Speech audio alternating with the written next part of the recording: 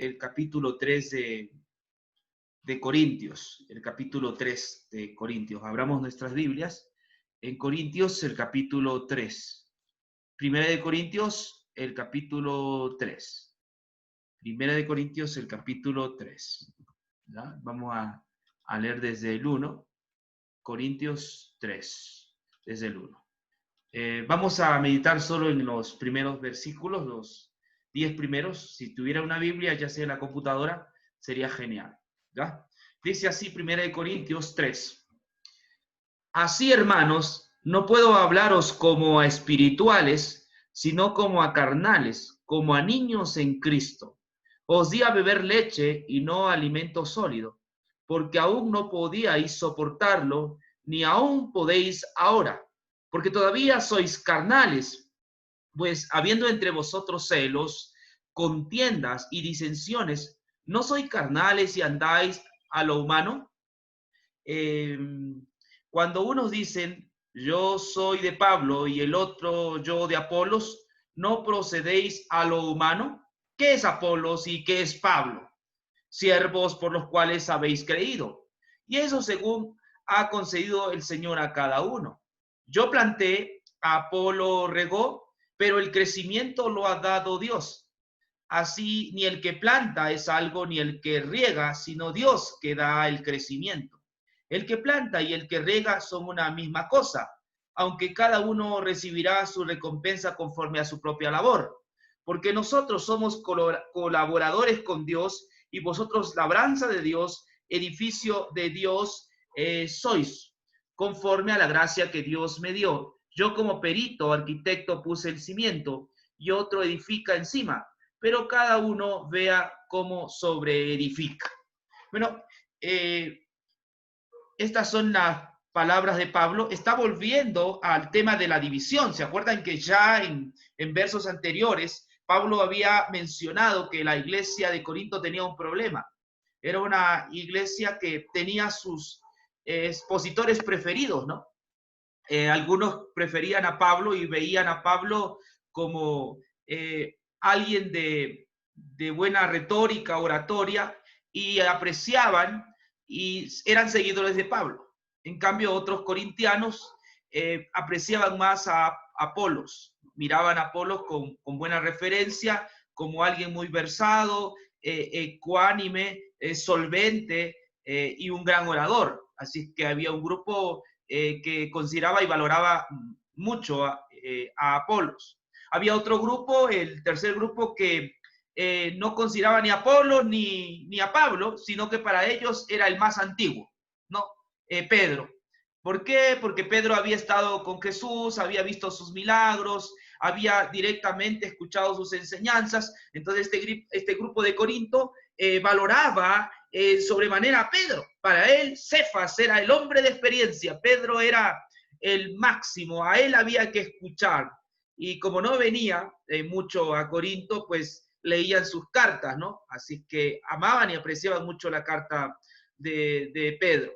Había otro grupo que se creía más espiritual. Dijo, no, nosotros no vamos a estar ni con Pablo, ni con Apolos, ni con Pedro, sino con Jesús, ¿no? Entonces para ellos Jesús era su referente, ¿no?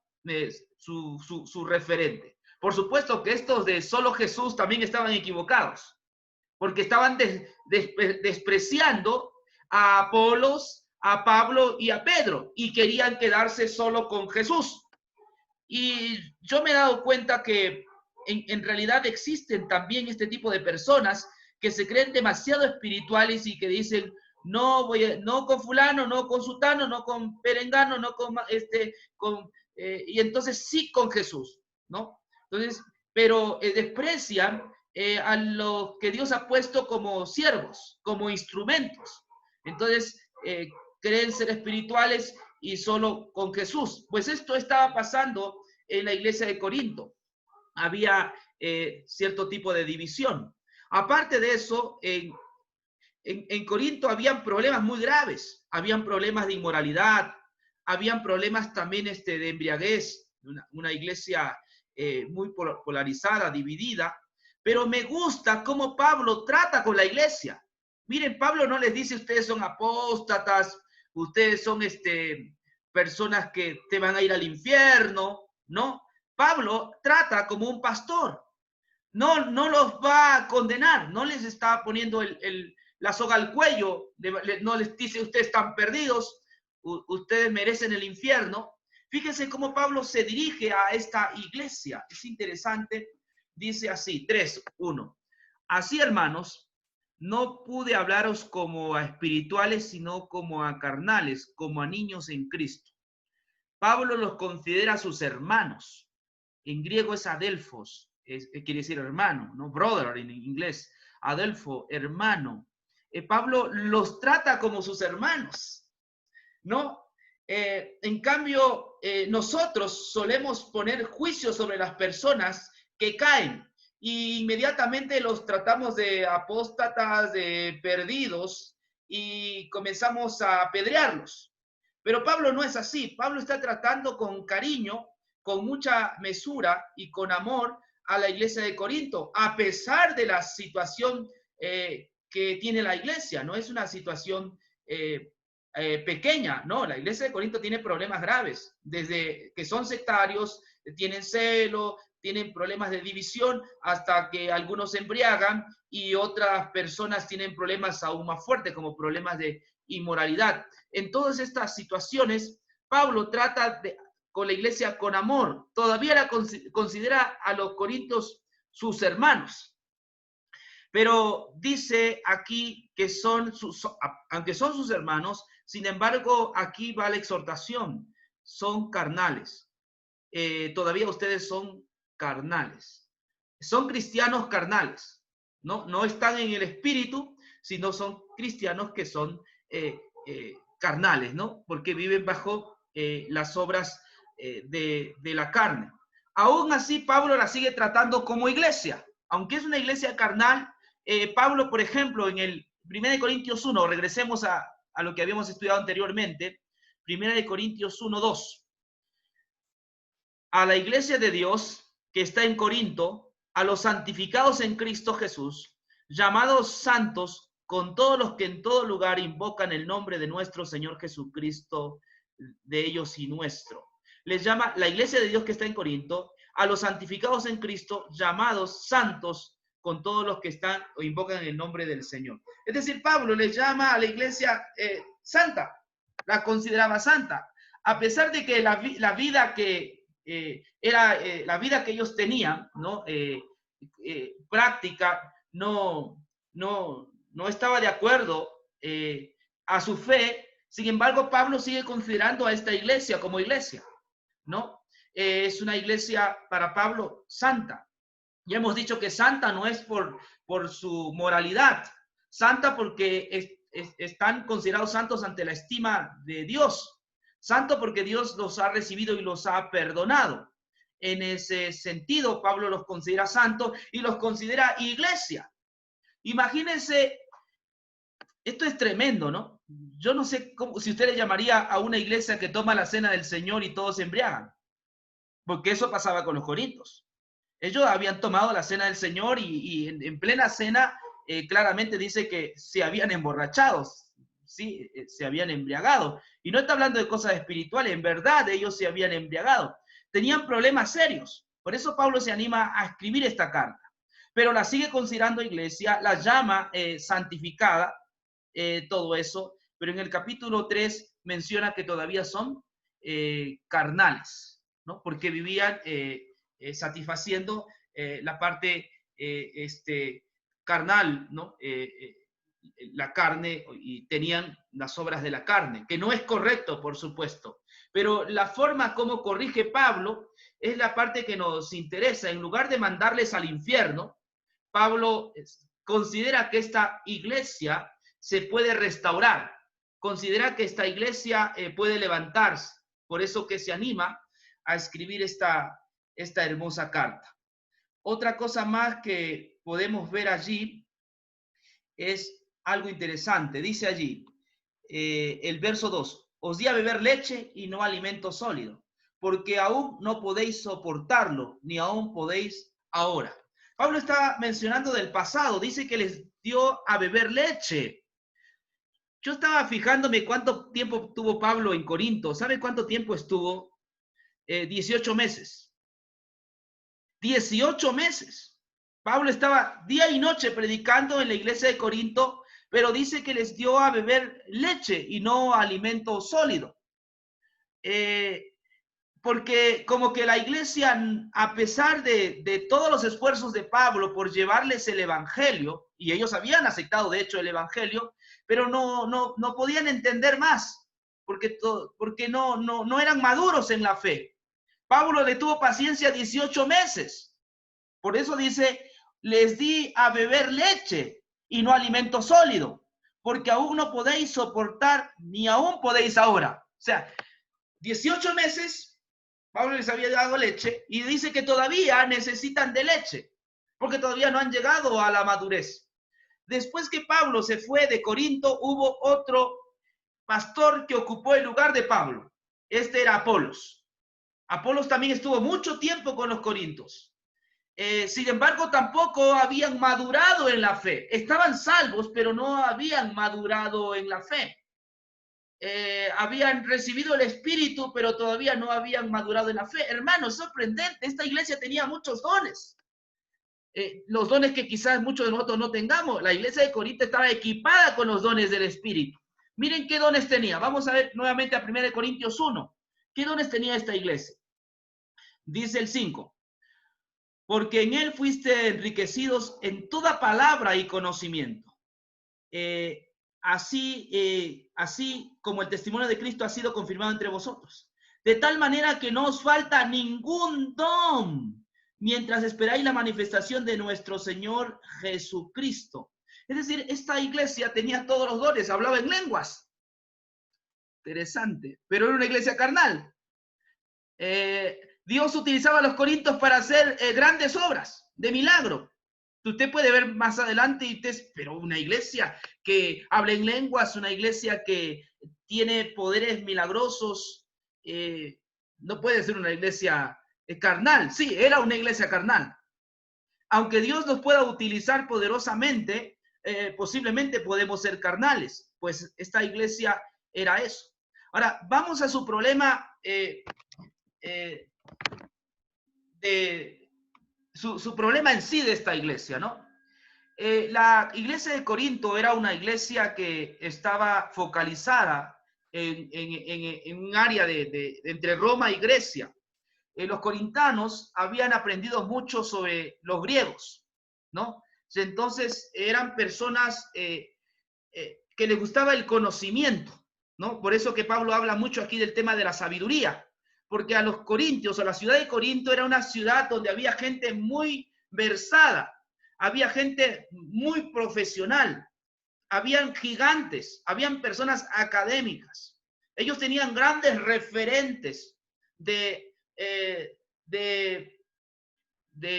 personas que eran elocuentes, buenos expositores. Esa era la ciudad de Corinto, ¿no? Había escuelas filosóficas, ¿no? Y entonces, cuando Pablo fue a predicar el evangelio, estos hermanos, estas personas aceptaron a Cristo, sin embargo, no dejaron su cultura, su forma de pensar. Es decir, siempre eran exquisitos a la hora de escuchar a alguien, ¿no?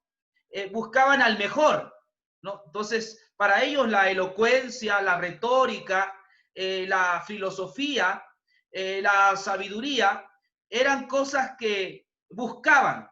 Entonces, eso pasa. Aunque habían llegado a Cristo, ellos comenzaron a ver a Pablo desde su perspectiva filosófica. Miraban a Pablo como un referente, como un gran orador.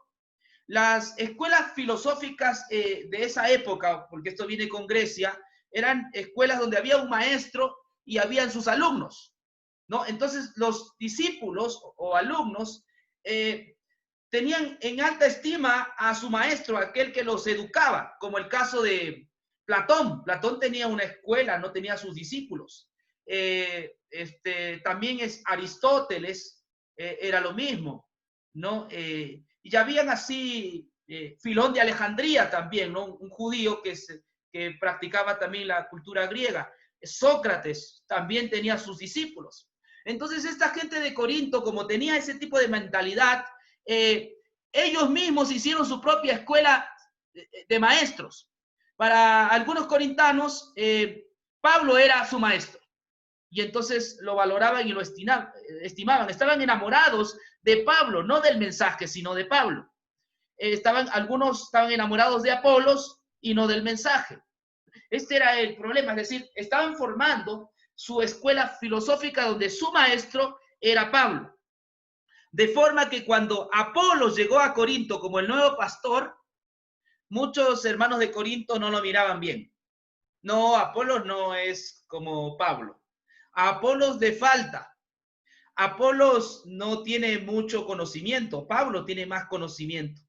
¿Entiendes? Entonces, además, Apolos es medio, no le gusta hablar mucho.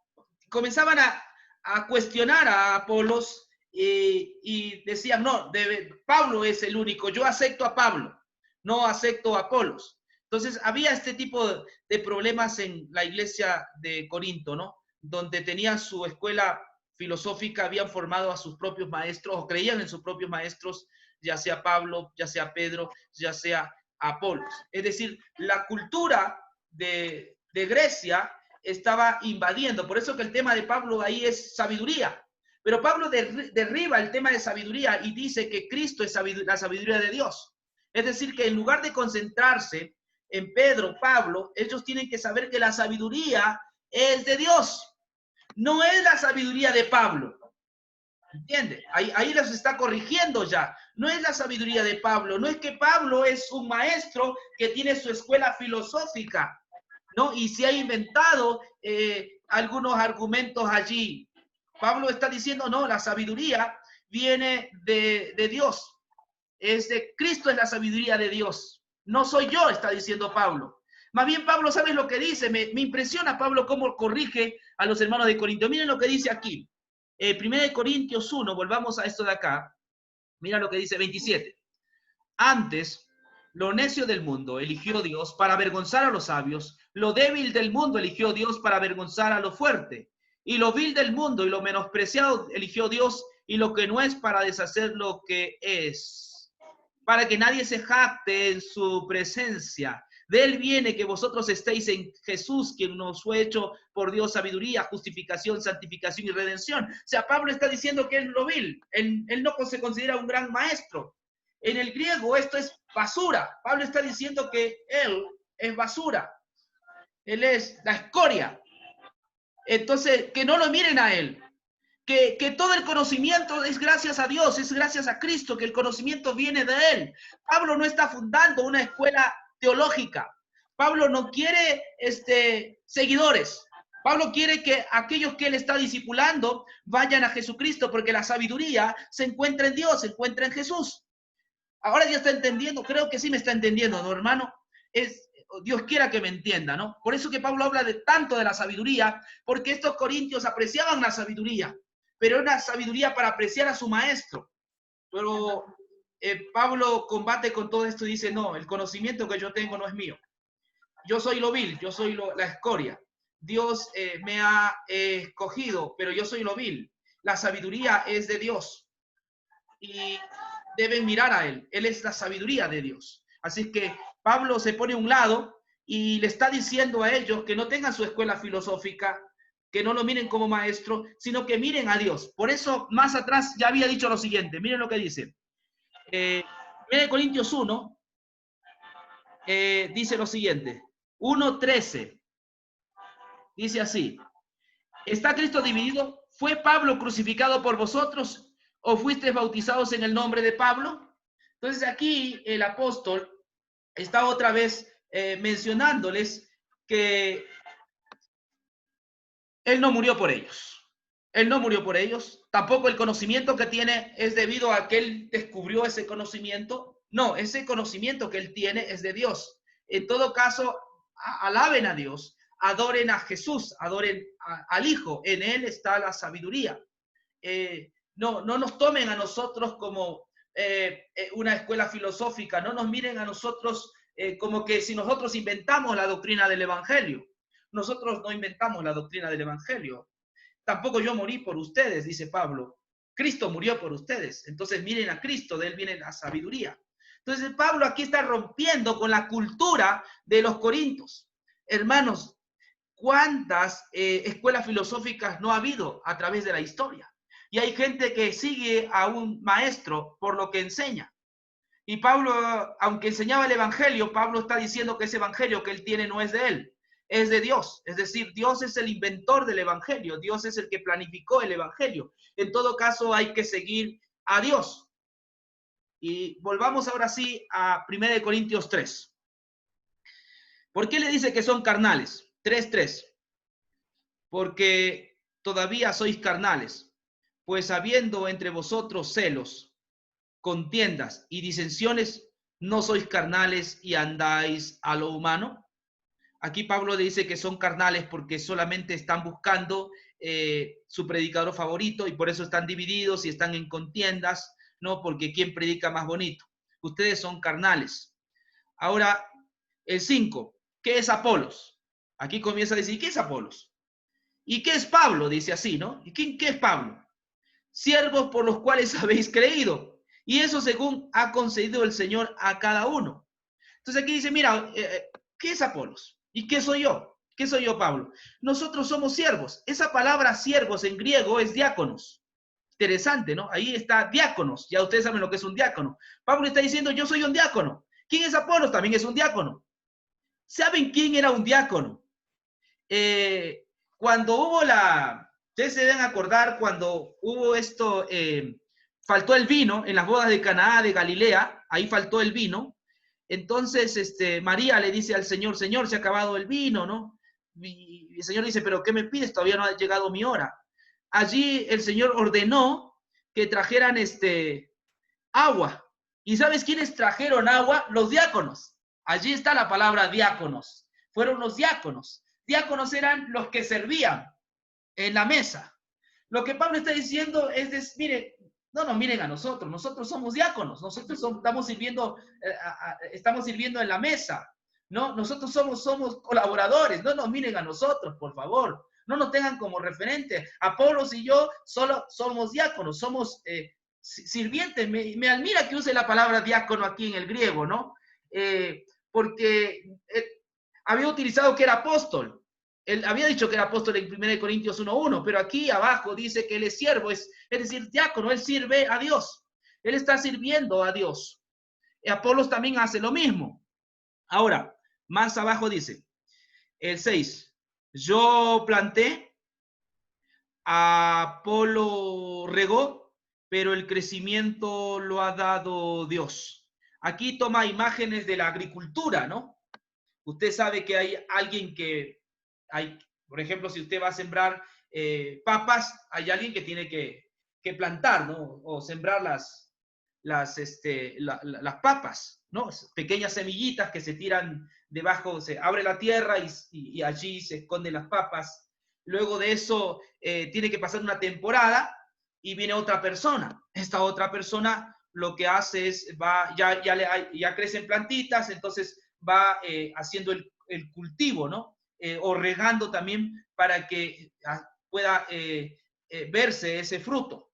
Pero finalmente, dice aquí Pablo, pero el crecimiento lo ha dado Dios. Y esto pasa en la misma naturaleza. Los que siembran y los que cultivan saben que finalmente su producto no depende ya de ellos, sino de Dios. Eso sabe el campesino, que finalmente quien da ese crecimiento, que haya buena cosecha, es Dios. Porque si Dios no manda su lluvia, entonces no se puede esperar la cosecha. Aquí Pablo está diciendo, mire, yo planté, Apolos es el que regó, es decir, los estuvo cuidando, pero finalmente les quiero decir, el crecimiento lo da Dios. Es Dios el que da el crecimiento de esa plantita. Sin Dios es imposible el milagro de que tengamos fruta hoy en la agricultura, en el campo, ¿no? Es un milagro de Dios que haya fruta y agradecemos a Dios por los alimentos, porque es el milagro de Dios. Y eso lo sabe el campesino, el que trabaja en el campo. Lo mismo sucede en el reino de Dios. Uno va, planta una iglesia, luego Dios nos llama a predicar en otra frontera, en otro país, porque así es la vida del misionero, y nos reemplaza a otro. Y ese otro también ayuda con sus dones para que la iglesia crezca. No son los mismos dones, son diferentes dones. Nunca va a ser igual una persona a la otra, pero con ese don que tiene esta otra persona va ayudando a la madurez de la iglesia. Finalmente, tanto Pablo y Apolos o cualquier siervo es eso, es diáconos, es simplemente que está sirviendo. El 7 dice, así, ni el que planta es algo, ni el que riega, sino Dios que da el crecimiento. Qué humilde que es Pablo. Pablo podría, por eso creo en la Biblia, ¿no? Pablo podría, no, yo merezco reconocimiento. Yo soy el primero, yo lo gané, yo los evangelicé, yo fui el que me saqué el aire, yo fui el que luché por ustedes, tienen que reconocerme. No, Pablo es humilde, porque Pablo es un hombre espiritual, es un hombre espiritual. No es el hombre psíquico, sino es el hombre neumáticos, es espiritual. Pablo comprende el evangelio y sabe que en esto no debemos luchar nosotros el uno con el otro, sino que la gloria se la lleva a Dios, porque Él es el que permite que una iglesia madure y crezca. El crecimiento lo da Dios. Pablo es consciente, por eso que finaliza ahí. Así que ni el que planta es algo, ni el que riega, sino Dios que da el crecimiento. Y la última sola de los reformadores es solo la gloria para Dios. Solo la gloria para Dios. Eso no significa que no reconozcamos a los siervos que trabajan entre nosotros, porque el problema de Corinto es que no estaba reconociendo a los siervos, estaba haciendo competencia. Para algunos corintios era mejor Pablo, para otros era mejor Apolos. Entonces marginaban y excluían a los siervos de Dios. No. A quien ministra la palabra o quien nos enseña, nosotros no debemos luego compararlo con otro. Entendamos que Dios nos está usando de acuerdo al don que tiene esa persona. Nunca una persona va a ser igual a ti. Él presentará el evangelio de acuerdo a los dones que Dios le ha dado. Entonces debe haber reconocimiento. No nos podemos dejar de lado como ese grupo que decía, no, nosotros tenemos solo a Jesús. No me importa Pablo, no me importa Apolo, no me importa Pedro, solo tenemos a Jesús. Tampoco es así. Todo aquel que viene siendo ministrado debe reconocer, pero tampoco debe sobrevalorarlo, tampoco debe pensar que esa persona es un Dios, ¿no? Porque así estaban casi idolatrando a Apolos. Otros idolatraban a Pablo. Tampoco es así, tampoco se trata de que usted idolatre, pero que usted entienda que Dios envía siervos para que planten una iglesia y va a enviar, cuando yo no esté, de repente algún siervo para que riegue vuestra iglesia, pero el crecimiento lo va a dar Dios.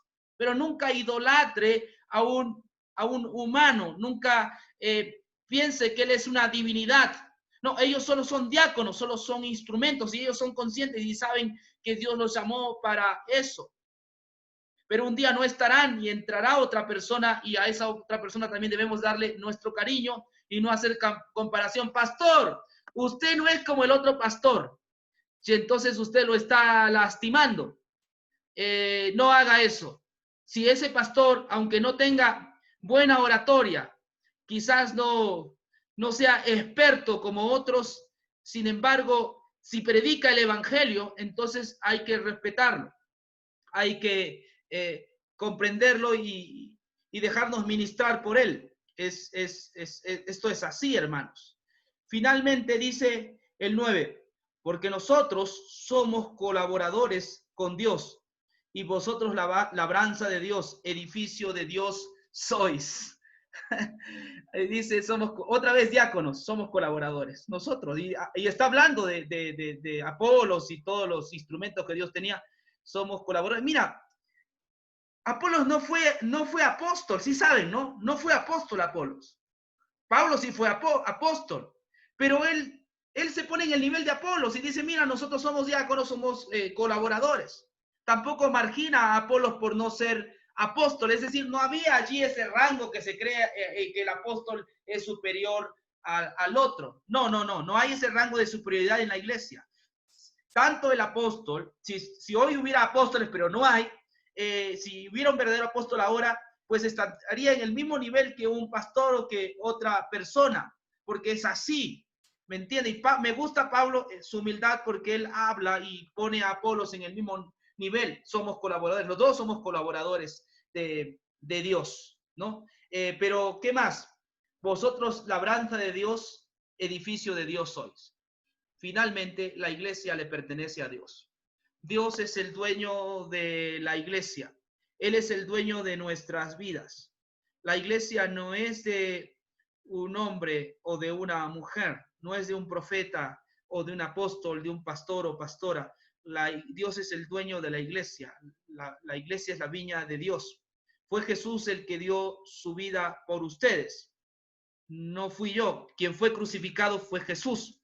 Nosotros le pertenecemos a Jesús. Él es nuestro Salvador. Él es nuestro dueño. Estuve fijándome esta mañana de algunas sectas, ¿no? Hay la secta de los davinianos allá en Estados Unidos, como este hombre hizo desastres y mucha gente lo seguía.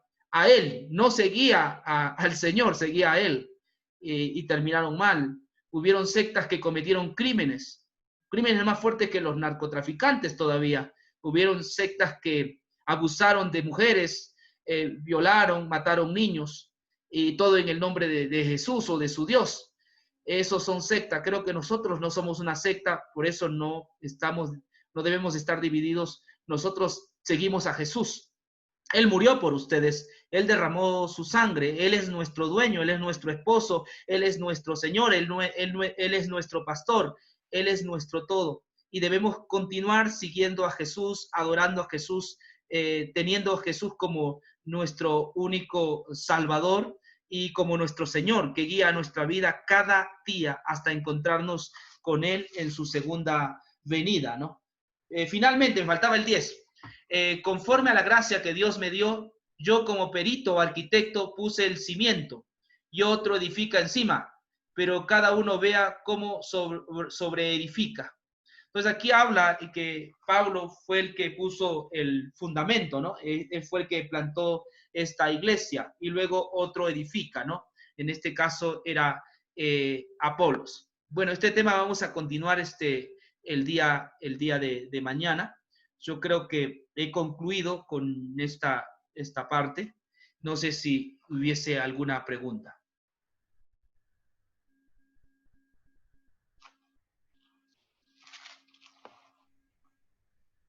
Quería hacer un comentario, hermano, en el estudiando estos hermosos capítulos del 1 al 10, ¿no?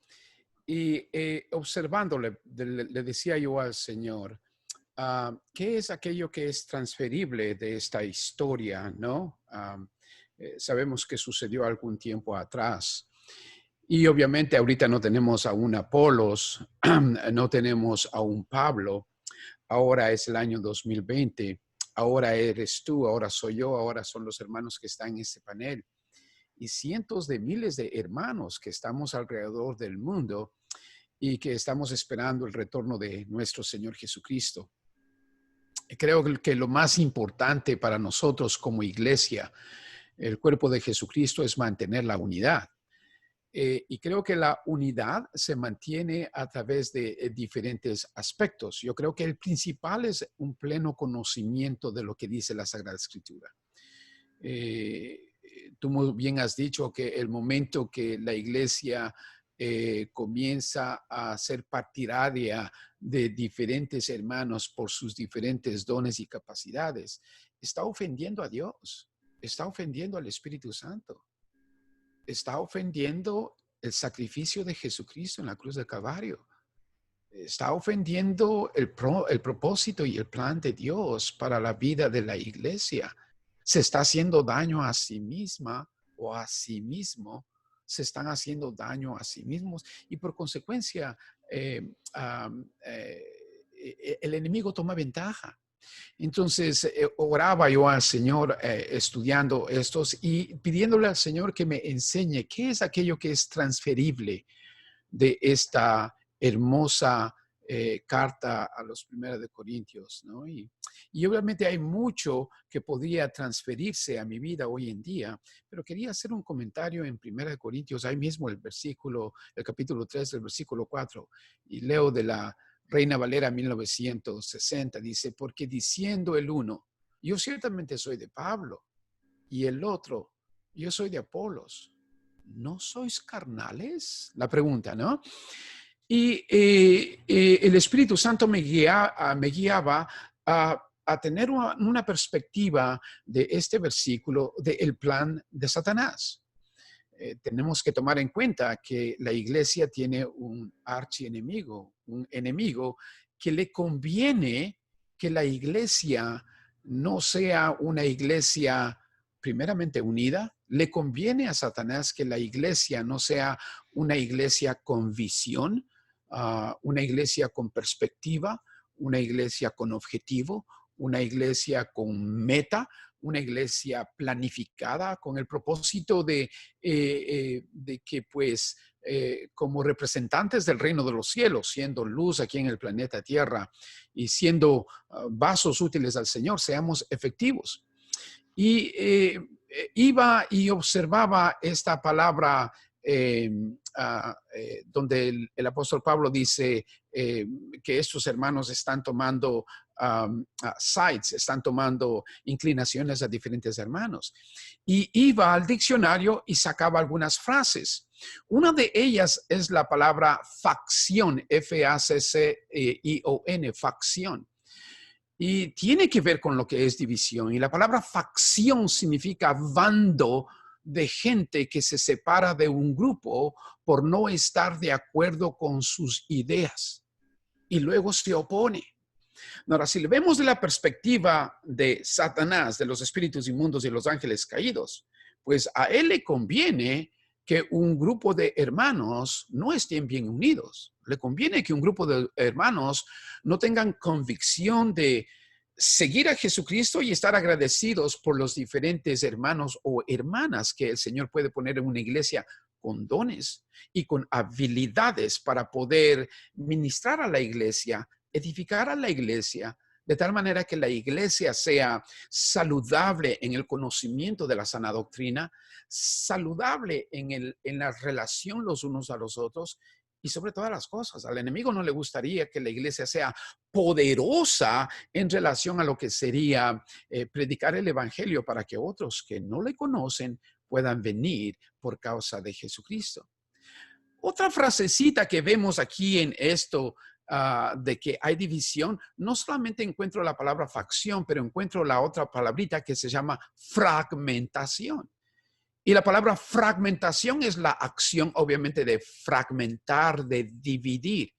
Y ahí estamos viendo al enemigo. Si tú te das cuenta, aquí vemos a Satanás, Lucifer, porque teniendo conocimiento de quién eran los corintios, allá en aquel entonces, era una ciudad poderosa, una ciudad muy intelectual, muy filosófica, una ciudad muy avanzada y que por consecuencia había la oportunidad de llegar no solamente a la iglesia a los residentes de los corintios, pero también de llegar a todos aquellos que visitaban a los corintios. Por consecuencia, al enemigo, a Satanás, no le convenía que la iglesia de Corintios sea una iglesia poderosa, una iglesia fuerte, una iglesia segura, una iglesia con persuasión, con convicción, con seguridad. Por consecuencia, él trató de fragmentarlos. Él trató de hacerlos pedazos, eso significa un fragmento, un pedazo, hermanos irregulares, que no tengan solidez, que no tengan una posición segura en seguir a nuestro Señor Jesucristo, ya que estaban tomando sites, estaban siguiendo a diferentes personas. Obviamente, si hay lo que es facción y lo que es fragmentación, también da paso a lo que sería la división. Y sabemos muy bien que Satanás es experto en saber dividir. La iglesia debe de estar plenamente consciente de que tiene un enemigo que lo primero que va a hacer para debilitar la vida familiar, para debilitar la vida de la iglesia, para debilitar la vida de la congregación, Satanás lo que hace es dividir. Y para dividir, obviamente, nosotros leemos aquí que pone y altera esos sentimientos y esas emociones de discordia, de desacuerdo, de oposición. Y el enemigo, obviamente, el momento que fomenta eso, lo que va a hacer es destruir la visión, destruir el objetivo, destruir la meta, destruir el propósito y por consecuencia debilitar de tal manera que la iglesia no sea efectiva ni en el lugar donde estén, si se juntan en un edificio, que no sea efectivo donde viven en sus diferentes casas, sus diferentes hogares, porque de esa manera impide que el evangelio de Jesucristo llegue al conocimiento de otras personas. Dos palabritas más. Algo que encuentro aquí también en este versículo es que el propósito del enemigo es neutralizar. Y la palabra neutralizar significa hacer que disminuya, que quede anulado el efecto de una acción mediante algo contrario o algo que contrarreste. Entonces, vemos muy bien que al enemigo le gusta neutralizar a los hijos de Dios. Y obviamente veo a mi hermano el apóstol Pablo tan experto que se centra en el sacrificio de Jesucristo y la persona de Jesucristo, se pone en la posición de ser siervo juntamente con nuestro hermano Apolos y exalta la posición de nuestro Padre Celestial, de nuestro Señor Jesucristo.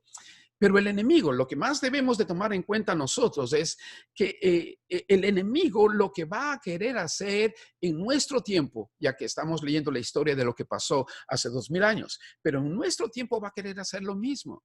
Y lejos esté de nosotros que nosotros seamos parte de aquellos que fragmentamos la iglesia.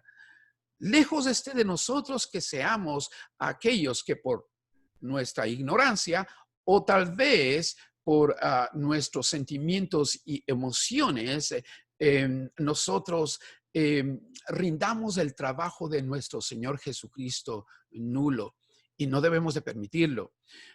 La última palabra en relación a lo que sería tomar lados, el propósito de Lucifer es volver a la iglesia, una iglesia inexperta. Una iglesia que tenga poca o ninguna experiencia de tal manera que pueda ser competente en predicar el evangelio. Pablo no iba a estar todo el tiempo ahí, ni tampoco Apolos iba a estar todo el tiempo ahí, pero los residentes de Corintios iban a estar todo el tiempo ahí, tenían sus raíces ahí, tenían sus escuelas ahí, colegios, universidades, tenían sus negocios. Y si la iglesia no era competente, no iba a poder seguir con su trabajo, con su misión, con su propósito y con su meta. Entonces, ¿qué es lo que hace Lucifer astuto? Él fragmenta, él facciona, él divide, él neutraliza para volver a la iglesia inexperta. Y por consecuencia, la última palabrita. El propósito de Lucifer es que la iglesia se vuelva incompetente, que no tenga la capacidad suficiente para que pueda seguir adelante con la causa de Jesucristo, el evangelio de nuestro Señor Jesucristo. De tal manera que pierdan, fíjate bien muy bien, que pierdan su posición, pierdan su poder, pierdan la oportunidad y que por consecuencia a través de este grupo en particular, que serían los corintios, el evangelio no prosiga adelante. Y es tan importante para mí, como parte del cuerpo de Jesucristo, ser uno de aquellos que procura la unidad, uno de aquellos que hace que se solidifique el cuerpo de Jesucristo y que juntos podamos nosotros hacer la obra de la evangelización, que comienza conmigo en casa y en mi vecindario y luego donde el Señor me lleve. Muy hermosa esta carta. Gracias, mi hermano. Que el Señor te bendiga. Gracias, hermano David. Dios lo bendiga. Mire, hay un término que es eirene, no Irene, ¿no? Sino eirene en griego, que quiere decir división, que quiere decir cisma, fragmentación. Eirene tiene que ver cuando uno toma un punto más allá de Jesús.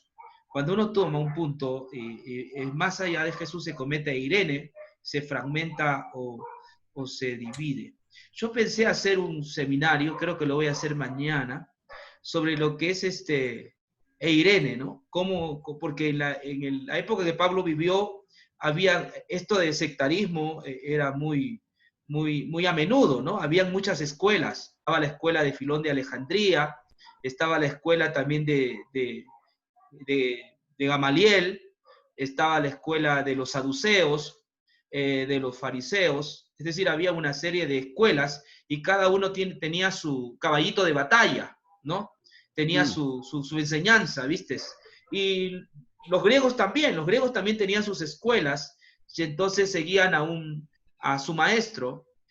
Sin embargo, Pablo derriba todas las escuelas porque en el cristianismo no existe la escuela de Lutero, la escuela de Calvino, digamos, la escuela de Charles Spurgeon, la escuela de William Andueza, no hay eso. En el cristianismo es la sabiduría de Dios, es la escuela de Jesús.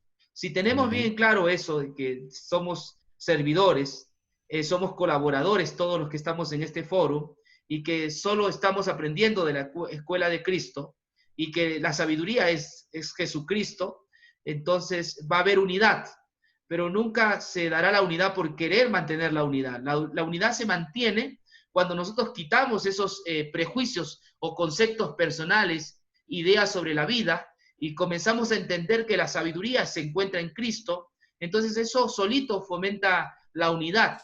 Por eso que Pablo tiene que enfocar de Cristo, ¿no? Tiene que hablar constantemente de Cristo porque sabe que Él es el motivo de unidad. Mismo Jesús dijo, si yo fuere levantado, a todos atraeré a mí mismo. Si yo fuere levantado, a todos atraeré a mí mismo. Entonces, cuando se levanta la cruz del Calvario, cuando se levanta Cristo, entonces viene la unidad. Cuando dejamos de ver a Cristo y comenzamos a valorar al instrumento humano o alguna doctrinita por allí, entonces viene la fragmentación y vienen los cismas, ¿no? Eso es lo que yo entiendo. Muy bien, hermanos, ya es la hora. Vamos a permitir a nuestro hermano David, que está colaborando con nosotros, que nos ayude y con ahora creo que sí está listo ahora para que salga la alabanza y el sonido también. Gracias, hermano David. Dios lo bendiga. Ya sí, ya le dejé ya.